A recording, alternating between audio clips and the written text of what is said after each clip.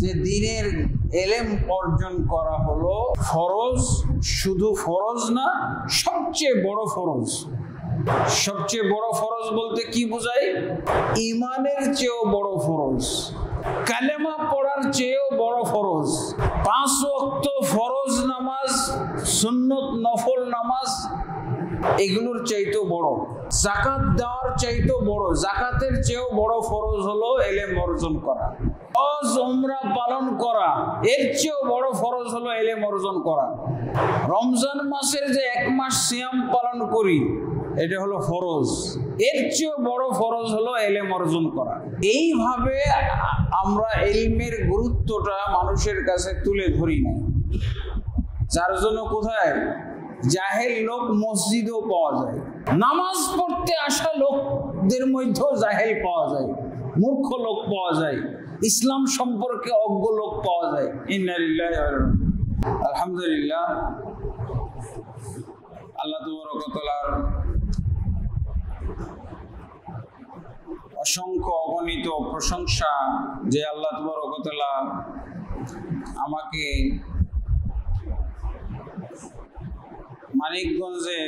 মানিকগঞ্জ জেলায় অবস্থিত আরো একটি সহিহ আকীদার মসজিদের সাথে পরিচিত হওয়ার এবং এই মসজিদে আল্লাহ খুতবা দেওয়ার সুযোগ করে দিয়েছেন। আলহামদুলিল্লাহ রাব্বিল আলামিন। শুকরিয়া জানাই সেই ভাইদেরকে যারা আমাকে এই মসজিদের সাথে পরিচয় হতে সাহায্য করেছেন, দাওয়াত দিয়েছেন। জাযাকুমুল্লাহু খাইরান ওয়া বারাকাল্লাহু ফীহিম। নবী মুহাম্মদ রাসূলুল্লাহ সাল্লাল্লাহু আলাইহি ওয়াসাল্লামের প্রতি অসংখ্য অগণিত সালাত ও সালাম নাযিল হোক। আল্লাহুম্মা সাল্লি আলাইহি, আল্লাহুম্মা বারিক আলাইহি, আল্লাহুম্মা সাল্লিম আলাইহি। অতঃপর আজকে এই নতুন মসজিদ, যে মসজিদে আমরা খুতবা দিচ্ছি এবং খুতবা শুনছি, এটি মানিকগঞ্জ সিংগাইর থানায় অবস্থিত। গ্রাম বা মৌজার নাম সানাইল পূর্বপাড়া, বাইরা ইউনিয়ন। আলহামদুলিল্লাহ, আল্লাহ তাবারক ওয়া তাআলার কাছে দোয়া করি, আল্লাহ তাবারক ওয়া তাআলা যখন এই মসজিদকে প্রতিষ্ঠা করার তৌফিক দান করেছেন, এই মসজিদকে যেন তিনি পূর্ণতা দান করেন। এই মসজিদকে আল্লাহ তাবারক ওয়া তাআলা যাবতীয় বিপদ আপদ, ঝুঁকি হুমকি থেকে মাহফুজ হেফাজত রাখেন, সুরক্ষিত রাখেন। আল্লাহুম্মা আমিন।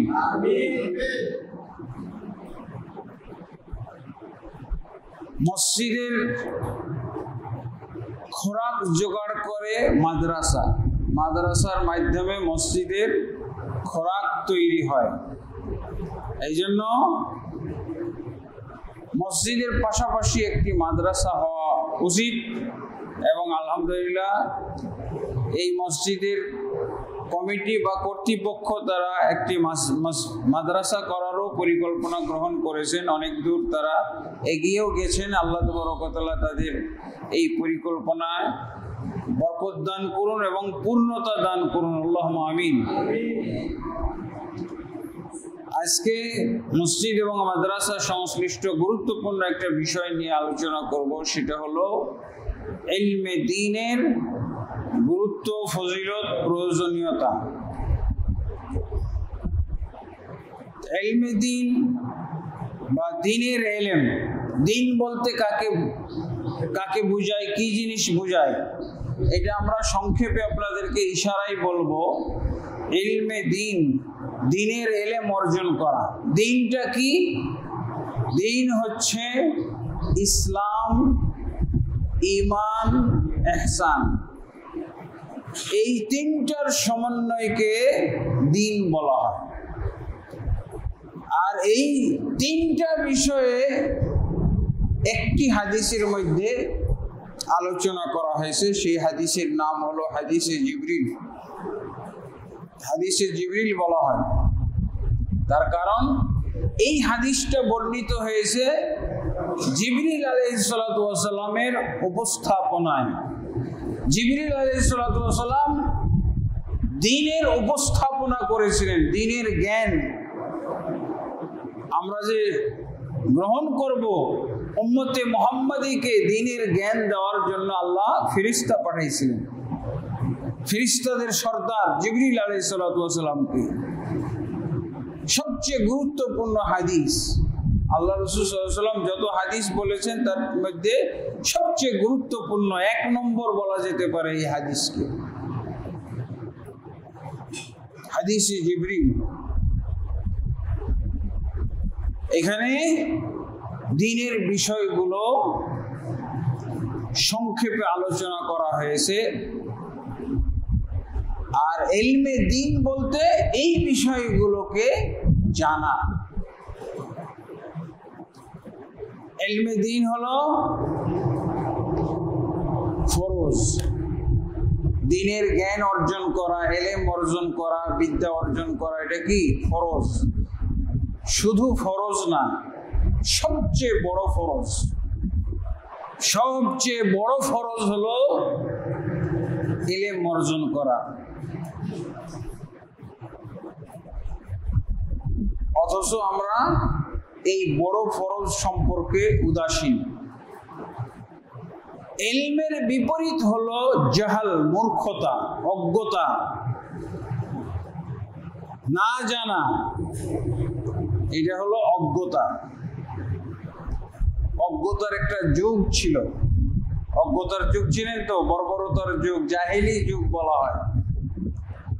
জাহেল এমন জিনিস, এটা হলো কুফরির চাইতে খারাপ,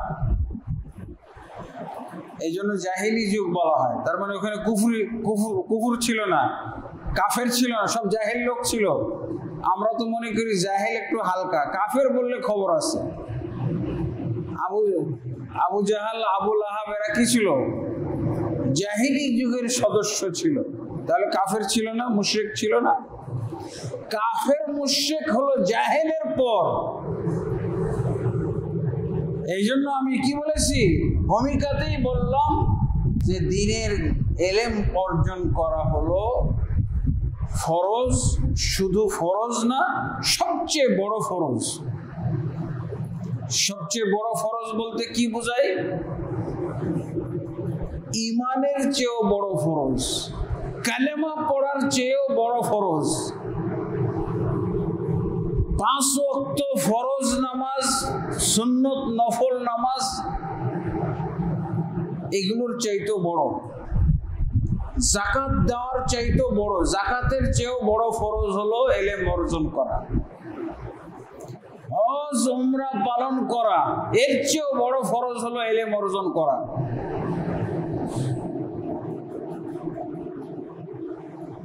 রমজান মাসের যে 1 মাস সিয়াম পালন করি, এটা হলো ফরজ। এর চেয়েও বড় ফরজ হলো ইলম অর্জন করা। এইভাবে আমরা ইলমের গুরুত্বটা মানুষের কাছে তুলে ধরি না, যার জন্য কোথায় জাহেল লোক মসজিদেও পাওয়া যায়। নামাজ পড়তে আসা লোকদের মধ্যেও জাহেল পাওয়া যায়, মূর্খ লোক পাওয়া যায়, ইসলাম সম্পর্কে অজ্ঞ লোক পাওয়া যায়। ইন্না লিল্লাহি ওয়া ইন্না ইলাইহি রাজিউন। রাস্তাঘাটে, বাজারে, এখানে জাহেল পাওয়া যাওয়ার কথা, কিন্তু মসজিদেও পাওয়া যায়। নামাজ পড়তে আসছে এদের মধ্যেও পাওয়া যায়। আমার খুব ঘনিষ্ঠ বন্ধু, উনি পীর জগতের সংস্কারক একজন আলেম ছিলেন, ডক্টর আব্দুল্লাহ জাহাঙ্গীর। উনি বলছেন, বাংলাদেশে কোরআনের জ্ঞান, কোরআনের ইলম যদি আমরা সন্ধান করতে যাই, তো বলছেন যে 99, তারপরে পয়েন্ট বলে আরো কতটি 9 বলতে থাকলেন। বলছে 99.9999 কতক্ষণ বললে তারপরে বলছেন যে এত পরিমাণ লোক জাহেল, কোরআন বুঝে না, কোরআন সম্পর্কে জ্ঞান নেই, সূরা ফাতিহাতে ফেল করার জন্য সব রেডি আছে। সূরা ফাতিহাতে ফেল করার জন্য রেডি, তাহলে ইন্টারভিউ নিলেই ফেল। ফেল করার জন্য রেডি, পাস করার জন্য রেডি নাই।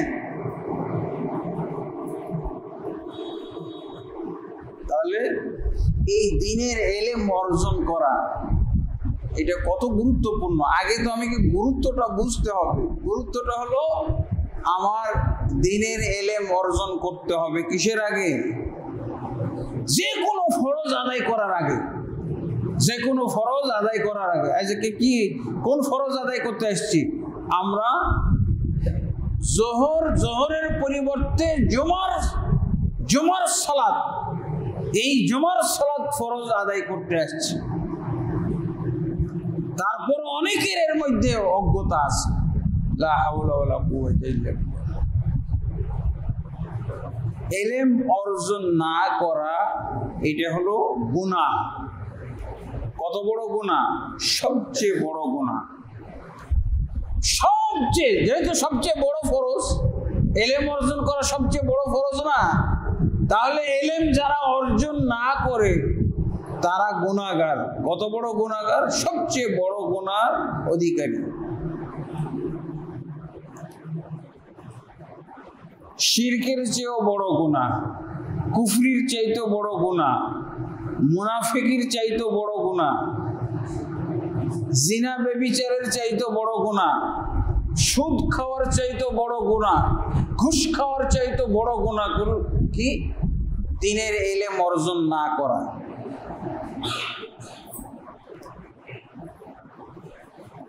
এইভাবে তো আমরা কখনো বলি না। আসলে কোরআন হাদিস অনুযায়ী বললে, ইলমের গুরুত্ব বললে এইভাবেই বলতে হবে। আর এইভাবে বলার মাধ্যমে হয়তো কিছু শিক্ষিত লোক তৈরি হইতো, দ্বীনের জ্ঞান অর্জনকারী লোক পাওয়া যাইত।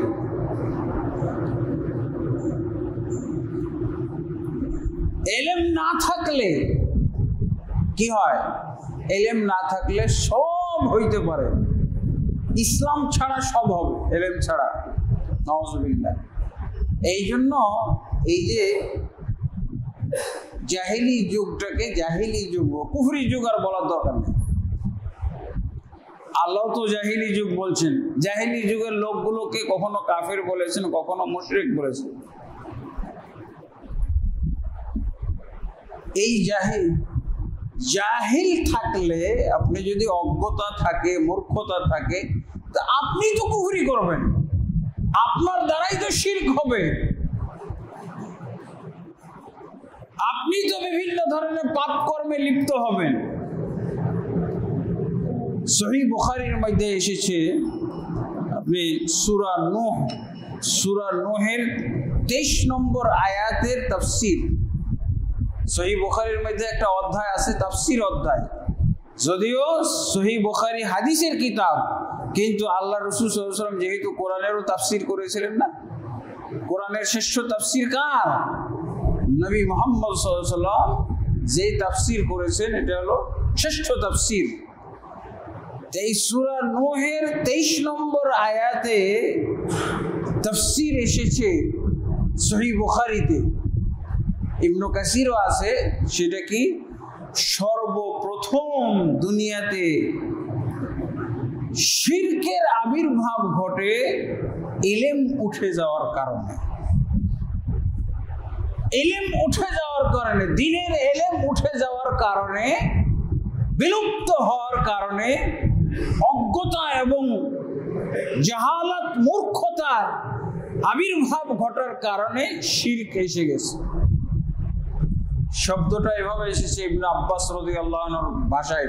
ইবনে আব্বাস রাদিয়াল্লাহু বলছেন, ফালাম্মা নুসিয়াল ইলমু আবাদুহা। সূরা নূহের 23 নম্বর আয়াতটা কি ছিল? আয়াতটা হলো,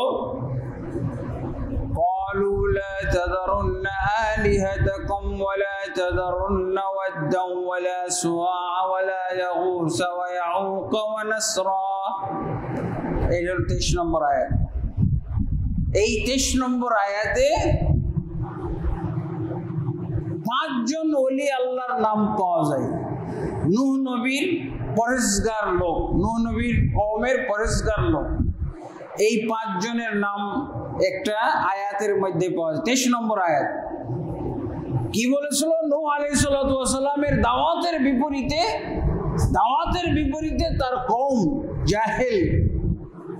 জাহেল কওম, কাফের কওম, তারা কি বলেছিল? যা বলেছিল এই যে সূরা নূহের 23 নম্বর আয়াতে এসে গেছে। তারা বলেছিল লা তাযারুন্না আলিহাতাকুম। নূহ নবী তো এক ইলার দাওয়াত দিয়েছেন, মা আলিমতু লাকুম মিন ইলাহিন গায়রুহু, আমি তোমাদের জন্য এক আল্লাহ ছাড়া আর কোনো মাবুদ আছে জানি না, নাই, আল্লাহ ছাড়া কোনো মাবুদ নাই। ইন্নামা ইলাহুকুম ইলাহু ওয়াহিদ, তোমাদের ইলাহ শুধুমাত্র একজন। এই ছিল নবীদের দাওয়াত। নূহ নবীও দাওয়াত দিলেন এটাই।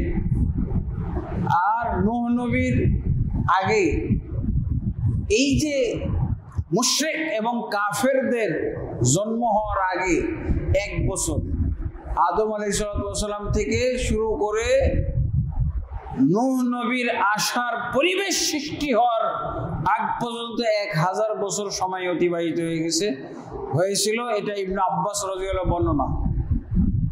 কানা বাইনা আদম ওয়া নূহিন আলাইহিস সালাতু ওয়াস সালাম 10 কুরুন কুল্লুহুম আলাল ইসলাম। ইবনে আব্বাস রাদিয়াল্লাহু বলছেন আদম এবং নূহ আলাইহিস সালাতু ওয়াস সালামের যুগ পর্যন্ত, নূহ আলাইহিস সালাতু ওয়াস সালামের যুগ পর্যন্ত বলতে উদ্দেশ্য হলো শিরকের আবির্ভাব ঘটার পূর্ব পর্যন্ত, শিরকের আবির্ভাব ঘটার পূর্ব পর্যন্ত 1000 বছর সময় অতিবাহিত হয়েছে। কি বলা হচ্ছে? কুল্লুহুম আলাল ইসলাম। এই 1000 বছর আদম থেকে নূহ আলাইহিস সালাতু ওয়াস সালামের যুগ পর্যন্ত 1000 বছর অতিবাহিত হয়েছিল। কুল্লুহুম আলাল ইসলাম। এই 1000 বছরের সময়কালের ভিতরে যত মানুষ এসেছিল সব খাঁটি ইসলামের উপরে ছিল, কোনো কুফর ছিল না, কোনো শিরক ছিল না, কোনো ধরনের ইসলাম বিষয়ে অজ্ঞতা ছিল না। কি বোঝা গেল? তাহলে আগে খাঁটি না আগে ভেজাল ছিল? আগে খাঁটি ইসলাম খাঁটি ছিল। কত বছর? আদম আলাইহিস সালাম প্রথম নবী, আদম আলাইহিস সালাম প্রথম মানুষ, আদম আলাইহিস সালাম আমাদের আদি পিতা, তার স্ত্রী হাওয়া আমাদের আদি মাতা, এবং তিনি হচ্ছেন প্রথম নবী, প্রথম দায়ী এবং প্রথম ইসলাম পালনকারী। এরপরে ওনার যত জেনারেশন, ওনার সন্তান, ছেলে মেয়ে, নাতি নৎকর যা ছিল সব খাঁটি ইসলাম ছাড়া আর কিচ্ছু বুঝতো না। 1000 বছর অতিবাহিত হওয়ার পর নূহ আলাইহিস সালামের আসার আগে কি হয়ে গেল? শিরকের আবির্ভাব ঘটলো, কুফরির আবির্ভাব ঘটলো, মূর্তি পূজার আবির্ভাব ঘটলো। কিভাবে? ওই নূহ আলাইহিস সালামের কওমের প্রথম অংশ, একটা নবীর কওম 3 ভাগে বিভক্ত। একটা হলো প্রথম ভাগ, আর একটা হলো মধ্যম ভাগ, আর একটা হলো শেষ ভাগ। তো নূহ আলাইহিস সালাম প্রথম ভাগের যারা উম্মত ছিল তারাই কি করেছে? শিরকের আবির্ভাব ঘটিয়েছিল। কিভাবে? সর্বশেষ আদম আলাইহিস সালামের পর 1000 বছর যে মানুষ খাঁটি ইসলামের মধ্যে ছিল, এই খাঁটি ইসলামে কি এমনি ছিল নাকি দাওয়াত দেওয়া হইতো? মানুষকে ইসলামের কথা, ইসলামের বার্তা, ইসলামের জ্ঞান দেওয়া হতো।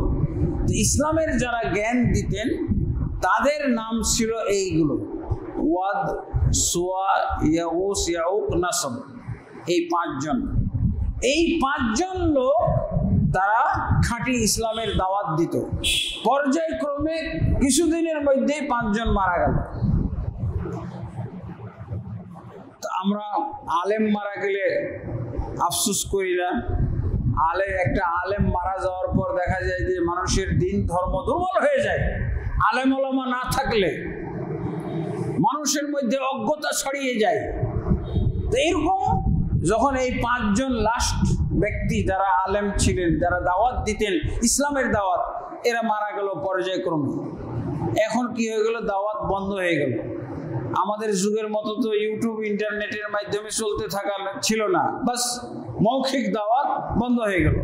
পরে দেখা গেল যে আস্তে আস্তে লোক ধর্মকর্ম বাদ দিতে লাগলো, কারণ তাদেরকে কেউ শিক্ষা দেওয়ার নাই, এলেম দেওয়ার নাই, বোঝানোর লোক নাই।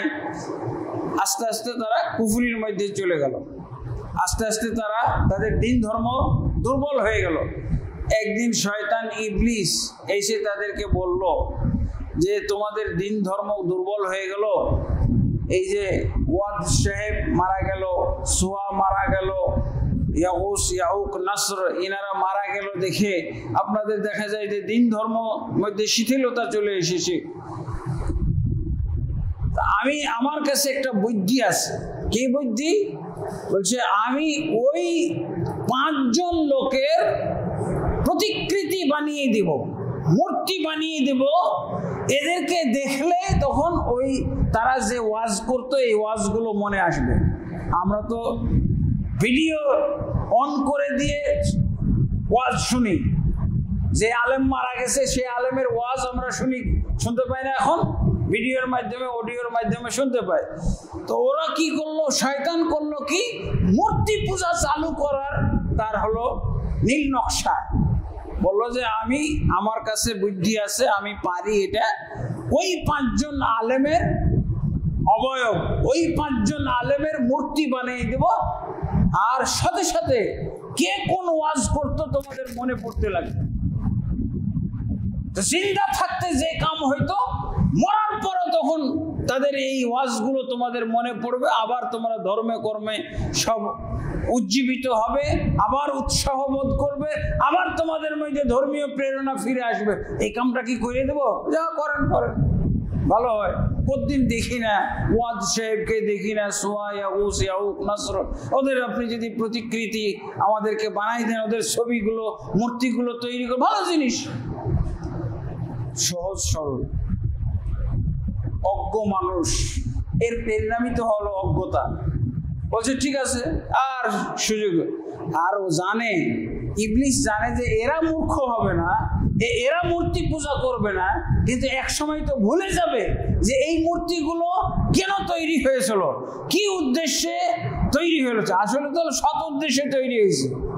ইবলিস কিন্তু মূর্তি বানাই দিয়েছে সৎ উদ্দেশ্যে, কিন্তু তার তো এদেরকে গোমরা করা উদ্দেশ্য না। এরা তো মূর্তি পূজা করবে না জানে, কিন্তু মূর্তি পূজা করাইতে হলে পরবর্তী জেনারেশনকে করাইতে হবে। এদের নাতি নাতকররা তখন আস্তে আস্তে দেখবে যে এরা যত্ন করতেছে, মূর্তিগুলোকে পরিষ্কার পরিচ্ছন্ন করতেছে, দোয়াই দিতেছে, হ্যাঁ, কিন্তু তাদের থেকে যে উপকৃত হচ্ছে এরা, এটা হলো অপ্রকাশ্য। এরা তো সিজদা করতেছে না, তারা শুধু প্রেরণা নিচ্ছে এদেরকে দেখে। দেখেন না, আমি যে আজকে খুতবা দিয়ে গেলাম আপনাদের মাঝে, আমার এই খুতবা কিন্তু অনেকেই ভুলে যাবেন, কিন্তু যদি ঢাকাতে একবার দেখা হয়ে যায় আপনার সাথে, এই তো এই বিষয়ে বক্তব্য রাখছিল। এই যে 5 জন মূর্তির সৃষ্টি রহস্য, কিভাবে মূর্তি তৈরি হলো, এই বিষয়ে তো ইনি ওয়াজ করছিল, মনে পড়ে যাবে। গুলিস্তানে দেখা এলো, 1 মিনিটের জন্য দেখা এলো, কিন্তু মনে পড়ে যাবে এই খুতবাটা।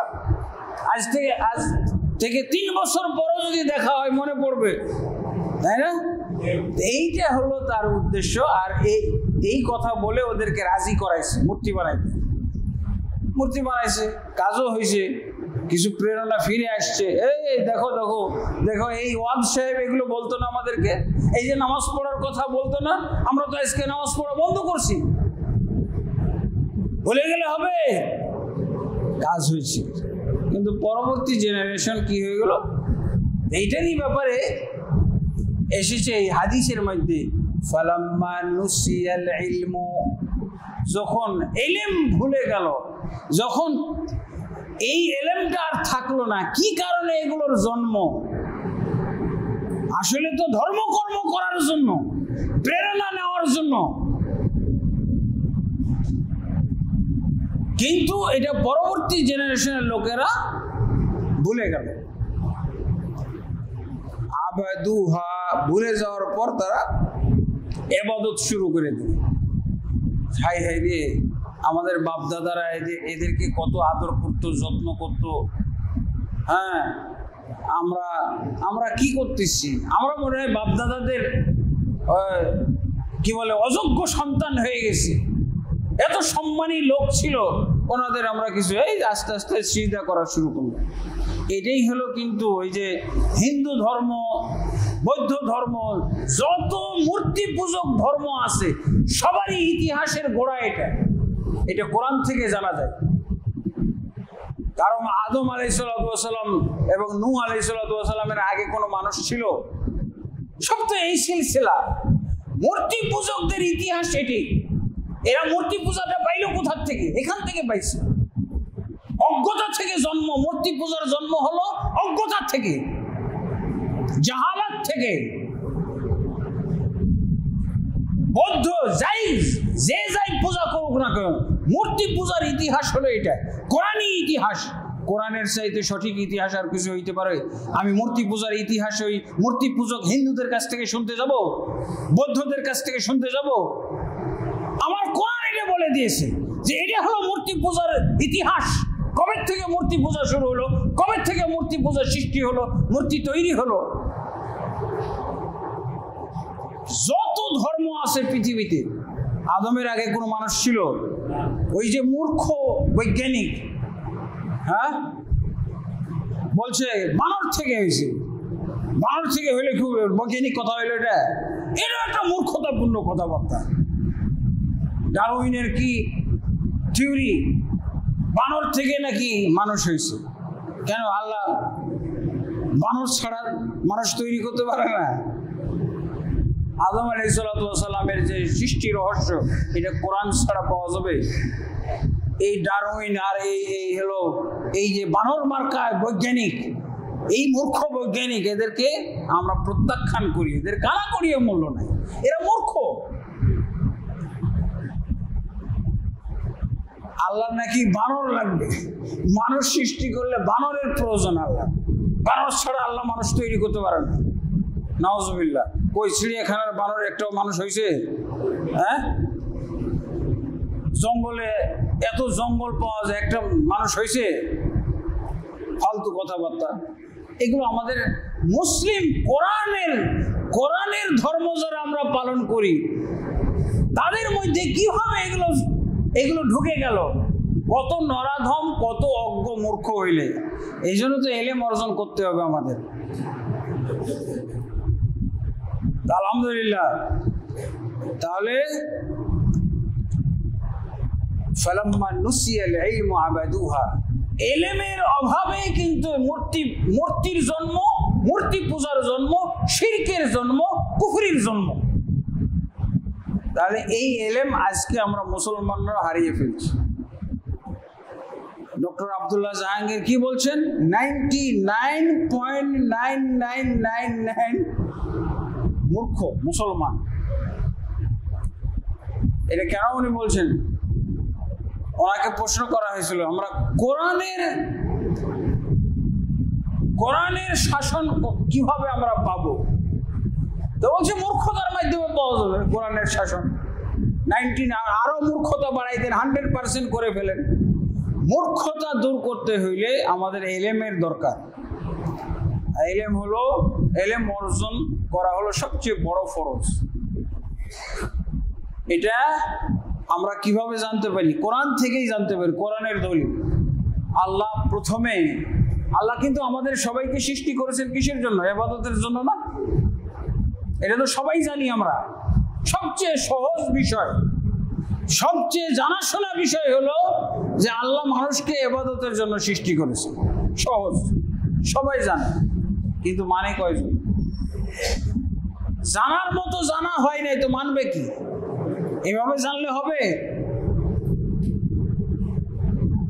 আল্লাহ তাবারক ওয়া তাআলা যেহেতু ইবাদতের জন্য সৃষ্টি করেছেন, কিন্তু এই কথাটা আল্লাহ মুহাম্মদ সাল্লাল্লাহু আলাইহি ওয়াসাল্লামকে প্রথম দিন জানাননি।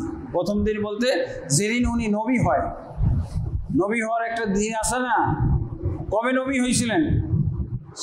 গারে হেরায় 40 দিন তিনি ধ্যানমগ্ন থাকার পর 40 দিনের মাথায় আল্লাহ তাবারক ওয়া তাআলা জিবরিল আলাইহিস সালাতু ওয়া সালামকে পাঠিয়েছিলেন। জিবরিল আলাইহিস সালাতু ওয়া সালামকে পাঠিয়ে কি বলেছিলেন? ওয়া মা খালাকতুল জিন্না ওয়াল ইনসা ইল্লা লিয়াবুদুন। হে মুহাম্মদ, ইকরা ইয়া মুহাম্মদ, ওয়া মা খালাকতুল জিন্না ওয়াল ইনসা ইল্লা লিয়াবুদুন। হে মুহাম্মদ, তুমি পড়ো, আমি জিন এবং ইনসানকে সৃষ্টি করেছি শুধু ইবাদতের জন্য। এটা নাজিল হয়েছিল। কি নাজিল হয়েছিল? ওয়াবুদ রব্বাকা, এটা নাজিল হয়নি। হে মুহাম্মদ, তুমি রবের ইবাদত করো, এটা নাজিল হয়েছে। কি নাজিল হয়েছে? ইকরা, ইকরা, পড়ো তোমার রবের নামে। তাহলে পড়াশোনা আমাদেরকে করতে হবে, এটাই প্রথম ফরজ। প্রথম ফরজ কি? পড়াশোনা করতে হবে। আর পড়াশোনা হলো এলেম অর্জনের হাতিয়ার। এলেম অর্জন কিভাবে হবে? পড়াশোনার মাধ্যমে। মুহাম্মদ সাল্লাল্লাহু আলাইহি ওয়াসাল্লাম বলে ফেললেন, কি বললেন? মানা বিকারিন, আমি পড়তে জানি না। আমাদের কি? আমি পড়তে জানি না। এই ভাই, আপনি কোরআন পড়তে পারেন? আমি পড়তে পারি না। কয়জন বলবে এরকম? বলতেই থাকবে, বলতেই থাকবে, বলতেই থাকবে। আপনি কোরআন পড়তে পারেন? না, আমি পারি না। মুহাম্মদ সাল্লাল্লাহু আলাইহি ওয়াসাল্লাম প্রথম কি বলেছিলেন? মানা বিকারিন, আমি কোরআন পড়তে পারি না। মুহাম্মদ সাল্লাল্লাহু আলাইহি ওয়াসাল্লামের মতো মানুষ বললেন, আমি কোরআন পড়তে পারি না, মানা বিকারিন, আমি করতে পারি না। আল্লাহ কি ছেড়ে দিলেন? জিবরিলকে বললেন, এই থাক থাক থাক, বিরক্ত করার দরকার নেই মুহাম্মদ সাল্লাল্লাহু আলাইহি ওয়াসাল্লাম। পড়তে পারে না, মাফ করে দাও, ছেড়ে দাও। জিবরিল আলাইহিস সালাতু ওয়াস সালাম মুহাম্মদ সাল্লাল্লাহু আলাইহি ওয়াসাল্লামকে চাপ দিয়ে ধরলেন, বুকের মধ্যে এভাবে চাপ দিয়ে, মানে এমন চাপ দিয়েছিলেন যে মুহাম্মদ সাল্লাল্লাহু আলাইহি ওয়াসাল্লাম আশঙ্কা করেছিলেন, মরে যাওয়ার আশঙ্কা, ভয় পেয়ে গেছিলেন তো, আর আসবে না এখানে, এরকম অবস্থা। তারপরে যখন জিবরিল আলাইহিস সালাতু ওয়াস সালাম চাপ প্রয়োগ করলেন, চাপ দিলেন, তখন মুহাম্মদ সাল্লাল্লাহু আলাইহি ওয়াসাল্লাম পড়তে পারলেন। তাহলে মুহাম্মদ সাল্লাল্লাহু আলাইহি ওয়াসাল্লামকে প্রেসার দিয়ে পড়ানো হয়েছে, কিন্তু উম্মতকে কে প্রেসার দিবে? হ্যাঁ, উম্মতেরও চাপ দেওয়া দরকার, উম্মতের উপরে চাপ দেওয়া দরকার না, নাহলে আমরা শিখি না। তো শিখি, কিন্তু আমাদেরকে চাপ দিবে কে? ইমাম সাহেব। ইমাম সাহেবকে বলে দেন, তাকে পাওয়ার দিয়ে দেন, চাপ দিয়ে পড়াবে। মুহাম্মদ সাল্লাল্লাহু আলাইহি ওয়াসাল্লাম সেদিনই যে কয়টা আয়াত নাজিল হয়েছিল সেই কয়টা আয়াত পড়েছিলেন। ইকরা বিসমি রাব্বিকাল্লাযী খালাক, খালাকাল ইনসানা মিন আলাক, ইকরা ওয়া রাব্বুকাল আকরাম আল্লাযী আল্লামা বিল কলম। 5টা আয়াত। তাহলে এই আয়াতগুলোতে কি জানলাম আমরা? যে প্রথম পড়তে হবে, পড়া ফরজ। ইসলাম ধর্ম হলো পড়ার ধর্ম, হিন্দু ধর্মের মতো না। আর এই পড়তে হবে কাকে? প্রত্যেককে পড়তে হবে, শুধু পড়া না, পড়ার মাধ্যমে ইলম অর্জন হবে। আর এই কোরআনটা আল্লাহ নাজিল করেছিলেন কি জন্য? এটা ইলমের গ্রন্থ। আর যেই সমাজে আল্লাহ রাসূল সাল্লাল্লাহু আলাইহি ওয়াসাল্লাম এসেছিলেন সেটা সমাজ ছিল কি? জাহিলি সমাজ, অজ্ঞতার সমাজ। আর এই অজ্ঞতার সমাজের জন্য আল্লাহ কি ইলমের গ্রন্থ নাজিল করলেন। এই অজ্ঞ লোকগুলোকে হেদায়েত করার জন্য আর কি ব্যবস্থা ছিল বলেন তো? কোরআন ছাড়া আল্লাহ রাসূল সাল্লাল্লাহু আলাইহি ওয়াসাল্লামের কাছে কোরআনটাই তো দিয়েছিলেন, আর কিছু দিয়েছিলেন? এই কোরআনের তালিম দেওয়ার মাধ্যমে আল্লাহ এই জাতিটাকে মুসলমান বানিয়ে দিয়েছিলেন। মুসলমান বানাইছিলেন কিসের মাধ্যমে? কোরআনের মাধ্যমে।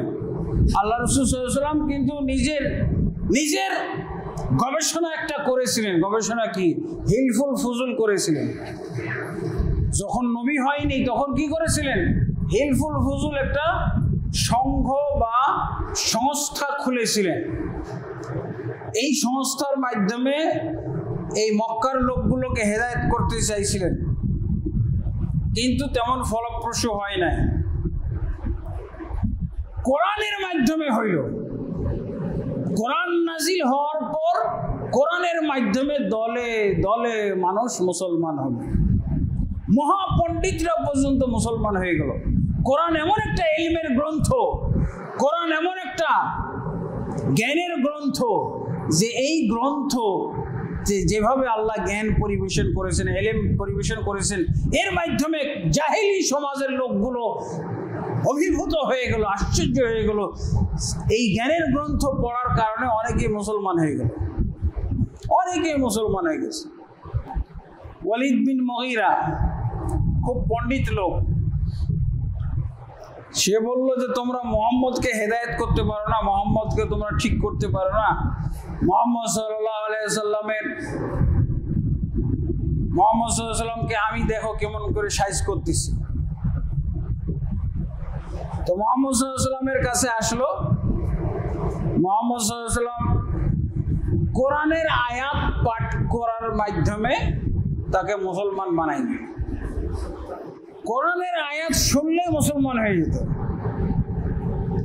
রাসূলের হাদিস শুনলে, মুখের বাণী শুনলে মুসলমান হয়ে যেত। এইভাবে কোরআন এবং হাদিসের ইলমের মধ্যে বরকত আছে, কিন্তু এই কোরআন হাদিসকে বুঝতে হবে। ইবনু দমাদ নামক এক ব্যক্তি এসেছিল, আরবের সবচেয়ে বড় কবিরাজ। আরবের সবচেয়ে বড় কবিরাজ মুহাম্মদ সাল্লাল্লাহু আলাইহি ওয়াসাল্লামকে ঠিক করার জন্য। তারা মনে করেছিল মুহাম্মদ পাগল হয়ে গেছে। কিসের পাগল? ও জিন ভূতে আসর করেছে, জিন ভূতের কারণে সে এই উল্টাপাল্টা কথা বলতেছে। ওর মধ্যে জিন ভূত আসর ভর করেছে, এই জিন ভূত তাড়াই দিলে মুহাম্মদ আবার আগের মতো হয়ে যাবে, আমাদের সাথে আমরা মুহাম্মদ সাল্লাল্লাহু আলাইহি ওয়াসাল্লামকে নিয়ে স্বাভাবিক জীবনযাপন করতে পারবো। ইবনু দমাদকে ডাকা হলো। ইবনু দমাদ এসে বলছে যে মুহাম্মদ, আমি কিন্তু আরবের সবচেয়ে বড় কবিরাজ, তোমার কাছে আমাকে পাঠানো, তোমার নিয়ে আসা হয়েছে তোমার চিকিৎসা করার জন্য। তুমি যদি চাও তাহলে আমি তোমার চিকিৎসা করে দেব।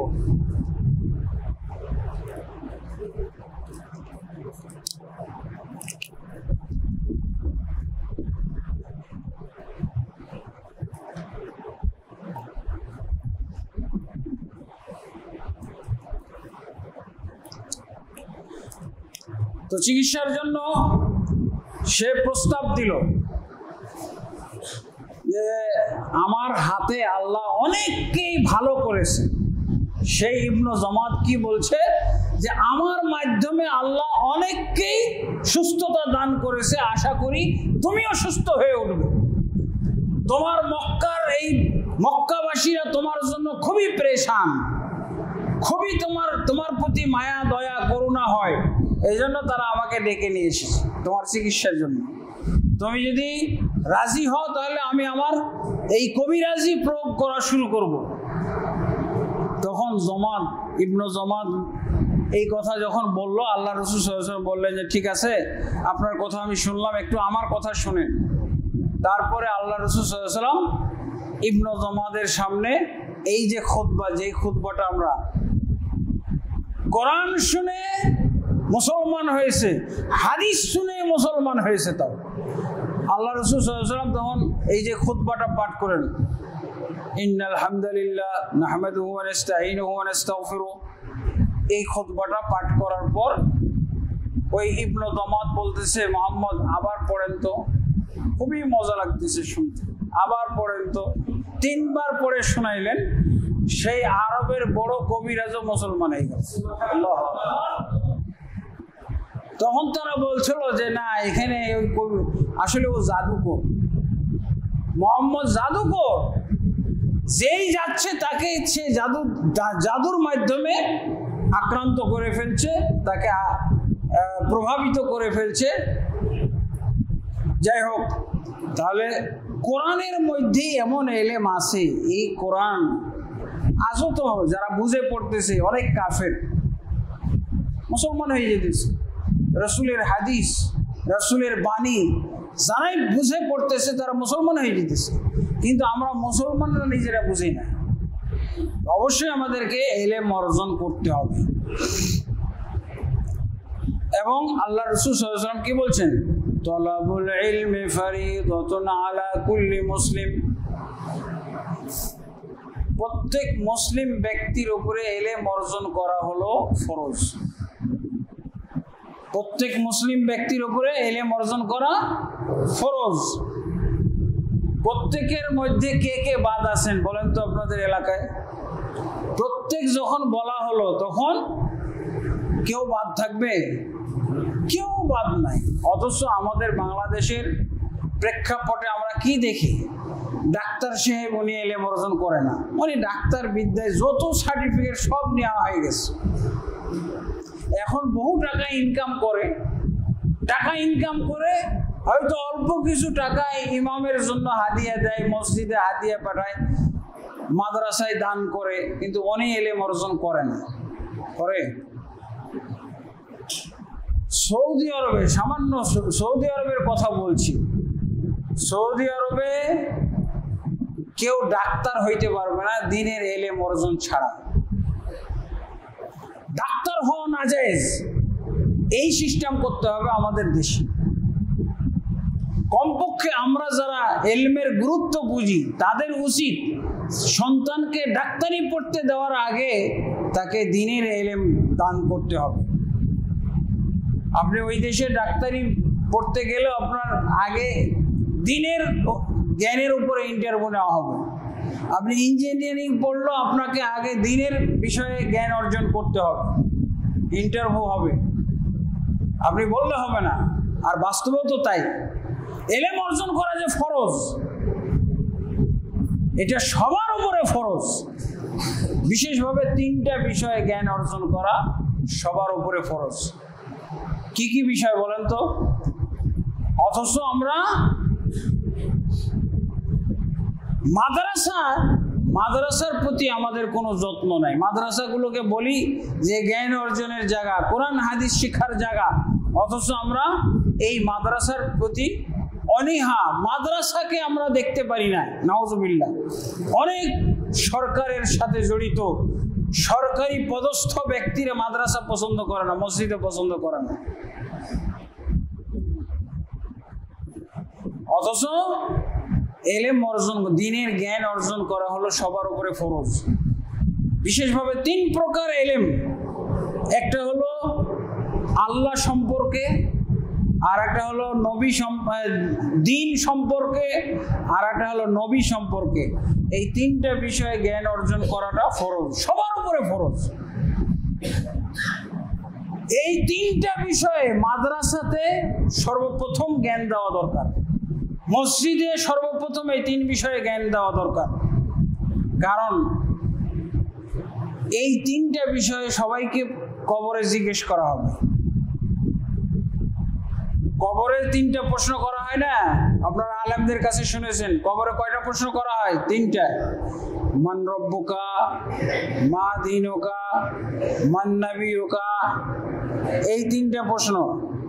তাহলে আল্লাহ রাসূল সাল্লাল্লাহু আলাইহি ওয়াসাল্লাম যে বলছেন প্রত্যেক মুসলিম ব্যক্তির উপরে জ্ঞান অর্জন করা, ইলম অর্জন করা ফরজ। এই ফরজটুক কোনটুক ফরজ? সেটা হলো এই যে আল্লাহ সম্পর্কে জ্ঞান অর্জন করা ফরজ। কারণ কবরে আপনাকে এইটাই প্রশ্ন করা হবে, মান রব্বুকা, তোমার রব কে? তাহলে আপনি যদি রব সম্পর্কে দুনিয়ায় জ্ঞান অর্জন না করেন, জব দিতে পারবেন? জব দেওয়ার উপায় আছে? মা দীনুকা, তোমার দিন কি?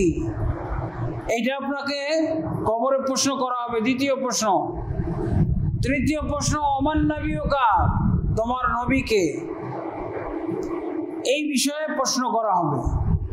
যদি উত্তর না দিতে পারি তাহলে কি হবে? হা হা লা আদরি। যারা উত্তর জানে না তারা হা হা লা আদরি বলবে। আর হা হা লা আদরি কারা বলবে? কাফেররা বলবে, শুধু কাফেররা। আর যারা মুনাফিক তারা অন্য শব্দ বলবে। কি? সামিতুন নাস ইয়াকুলুনা শাইআন ফাকুলতু। লোকেরা একটা কথা বলতো, আমিও বলেছিলাম দুনিয়াতে, কিন্তু এই মুহূর্তে মনে পড়ে না। ইনশাআল্লাহ আমরা এই তিনটা বিষয়ে জ্ঞান অর্জন করব এবং গঠনমূলক জ্ঞান অর্জন করতে হবে। এর জন্য আমাদের মাদ্রাসা তৈরি করতে হবে। আল্লাহ আমাদেরকে তৌফিক দান করুন। আল্লাহুম্মা আমিন।